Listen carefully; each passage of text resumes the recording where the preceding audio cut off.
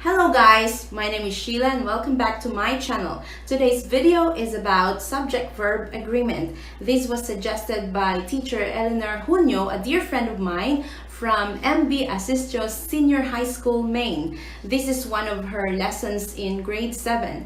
I divided these lessons into two parts kasi masyadong mahaba pag talagang diniscuss ko yung 12 rules ng Subject Verb Agreement. This is also very useful for those who are taking civil service exams and other English exams. By the end of this video, i-shout out ko na yung 3 names ng mga napili kong best translations ng Filipino proverbs na ang hindi marunong lumingon sa pinanggalingan ay hindi makakarating sa paroroonan.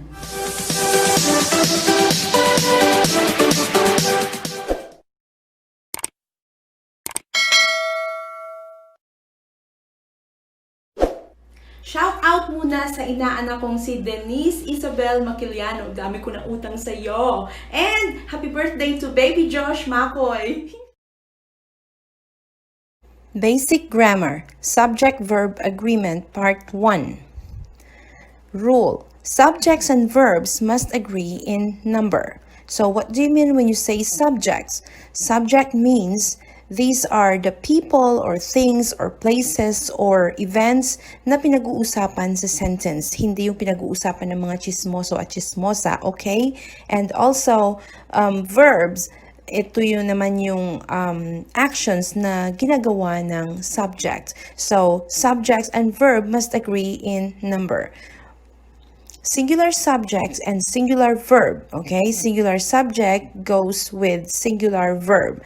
So what do you mean when you say singular? Singular means only one.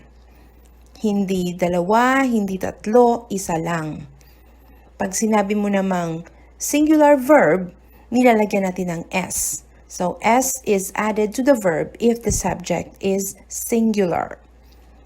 Don't forget this one, okay? Because a lot of times, nagiging confusing sa atin kasi lagi nating naaalala yung nouns.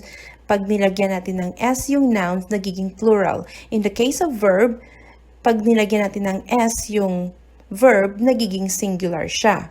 For example, Mike drives to work every day.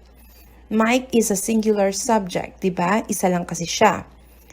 That is why drives is singular verb. He drives to work every day. Pwede nating palitan yung Mike ng he because he is a subject pronoun. So, hindi natin po pwedeng gamitan ng she, si Mike, kasi nga lalaki siya. Another example, Lily walks to school every day. Again, Lily is singular subject kasi nag-iisa lang siya. Of course, the verb should be in singular form also, which is my S. Okay? She walks to school every day. So, she is the subject pronoun na pwede nating ipalit kay Lily. Another example, the car runs smoothly. Car is a singular subject. That is why runs also becomes singular verb. Car is a thing, so pwede natin gamitan ng it runs smoothly. Alright guys, just remember this rule is only used when the subject is third person singular and when it is in simple present. Hindi mo po pwedeng lagyan ng S yung verb if it is in a simple past or present continuous or present perfect form. And by the way, pag sinabi mong third person singular, ito yung pinag-uusapan natin na ibang tao. Hindi ako, hindi yung kausap ko, yung ibang tao na pinag-uusapan. Alright? So, another one, if the verb ends in O, such as go or do, we add ES to make the verb singular or in singular form. Okay? Another example, my mom goes shopping on Saturdays. She goes shopping on Saturdays. My son does his homework well. He does his homework well. For verbs ending in SS, double S, SH, ch, and of course x, we add es. She passes by this shop every day. He finishes work at 5 p.m. The boy catches the bus at 7 a.m. The man fixes 2 cars every week. Another thing that you need to remember, guys, is this. For verbs such as study or dry, y comes after a consonant. Change y to I and add es. For example, Eric studies hard for his exams. So, look at the word studies. We just didn't add es, but we did something else. We changed y to I, and then we add es. Same thing with this. Sandy dries her hair after taking a shower. So we change y to I and add es for the word dry. So now it becomes dries. For the be verb, we use is for the subject pronouns such as he, she, it. We use am if the subject is I. So look at this example. He is usually late in coming to class. She is beautiful and smart. It is about 5 o'clock in the afternoon. I am an English teacher. Plural subjects, of course, plural verbs. Plural means more than one or many. And here, as is not added to the plural verb. So, magkaiba sila ng singular verb and the plural verb. Sa singular verb kasi we add s. Sa plural verbs naman, hindi natin siya nilalagyan ng s. Okay. They talks about COVID-19 all the time. We plays basketball after work. Jerry and Eleanor jogs every morning. The students participates in the class well. So, do you think these sentences are correct? No? Okay, what's wrong? Because we added s to the plural verb. So, a lot of times, maraming estudyante na nagkakaganito yung sulat nila kasi lagi nilang naiisip na kapag plural, may s.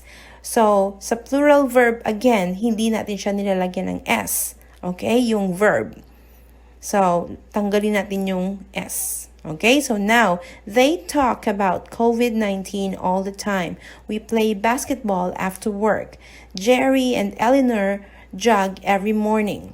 The students participate in the class well. Eto guys, may exception to the rule. The subject pronouns you and I take the plural verb. Okay? Maski yung you and I are singular, they actually take the plural verb. So, I is first person singular and you is second person, which can be used as plural or singular subject. Okay? For example, I eat breakfast at home. Hindi po pwedeng I eats breakfast at home. Okay? My colleagues have a lot of ideas. So probably I'm talking to my colleagues at a meeting or in a meeting. So I can say you have a lot of ideas, which, I'm referring to my colleagues. Another one, you are my sunshine. So I'm talking to my daughter. So I can say you are my sunshine. For the subject with two or more nouns or pronouns connected by and, use a plural verb. For example, my sister and her husband take the subway to work. So you see, my sister and her husband take. So plural itong take because dalawang taong pinag-uusapan, my sister and her husband.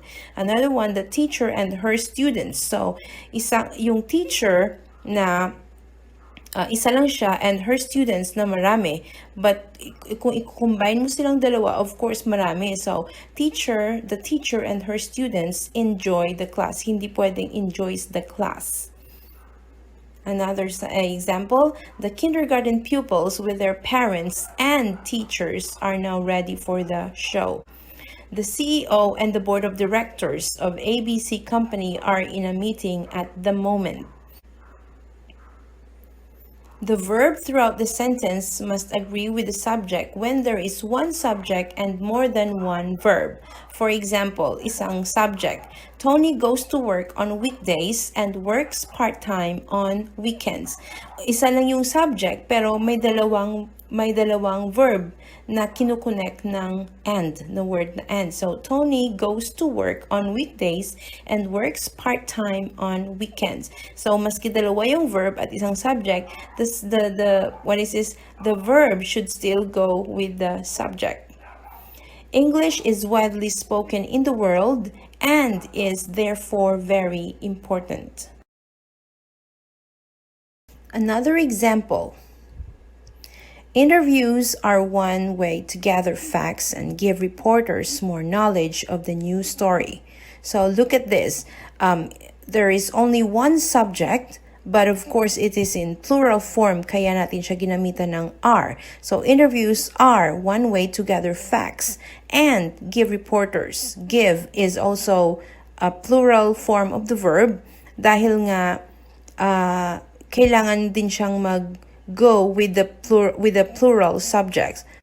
Another one, when a phrase comes between the subject and the verb agrees with the subject.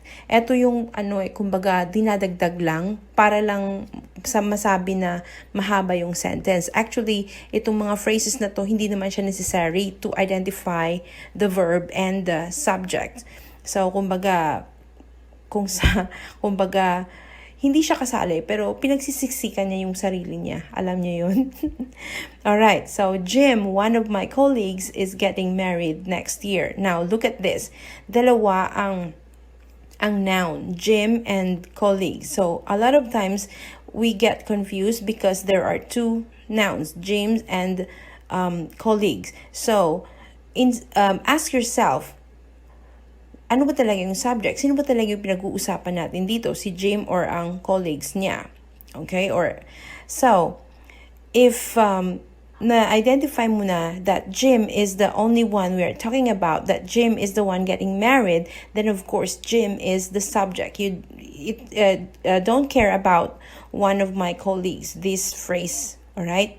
Another one, my brother as well as his family is on vacation. But a lot of times, I suggest, if you can identify the subject, just omit the phrases or ignore the phrases. So, like this, okay? So you can say, Jim is getting married next year. My brother is on vacation. There you go. Next, another one, interactive activities that teachers use to make learning fun and effective include role plays, discussions, debates, pair, and group work. So, alin dito yung pinag-uusapan natin?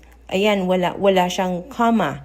Kapag walang comma, parang minsan mahirap i-identify kasi etong use na to, verb din to, alright?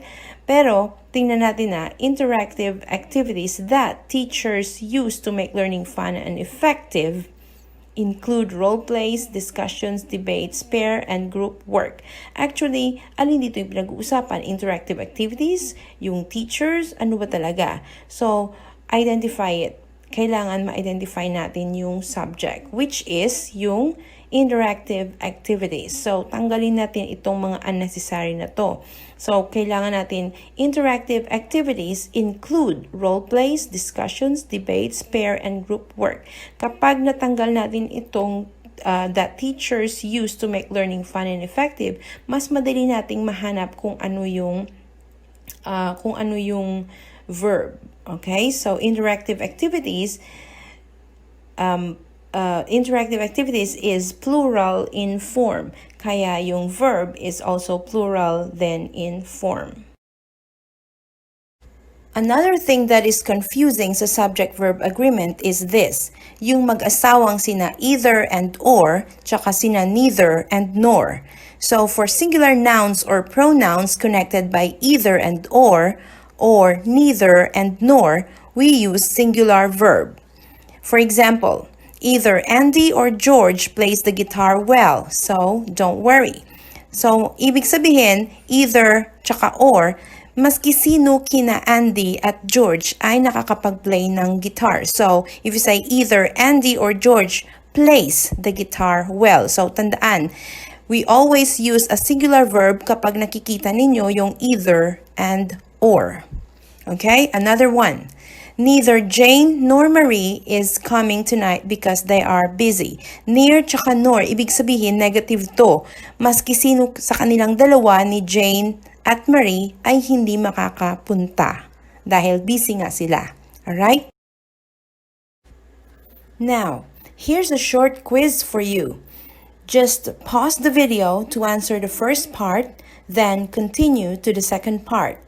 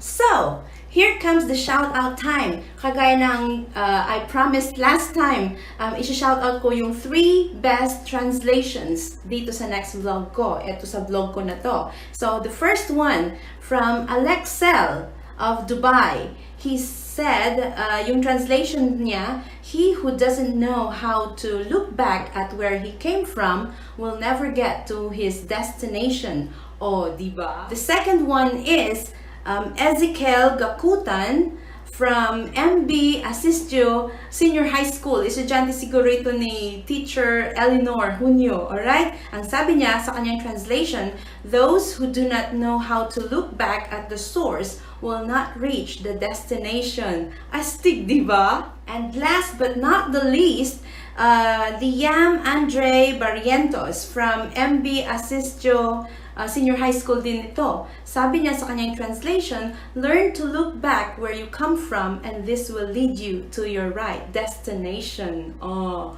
grabe, hanep! Okay, so for those na nag-send din ng kanilang translation, thank you so much for your participation. Thank you so much for your support. Just keep on commenting sa next video ko. Who knows? Baka ikaw na naman ang isi-shoutout ko. Alright? Thank you so much, everyone. That's all for today's video, guys. If you haven't subscribed to my channel yet, please click that subscribe button below. And please don't forget to click the notification bell, the black bell, so that ma-notify naman kayo sa next video ko. And also, if you think this video is helpful and very useful, please give it a thumb up and please share nyo na rin. Paki-share nyo na rin. Alright? So, thank you guys for watching. God bless. Bye!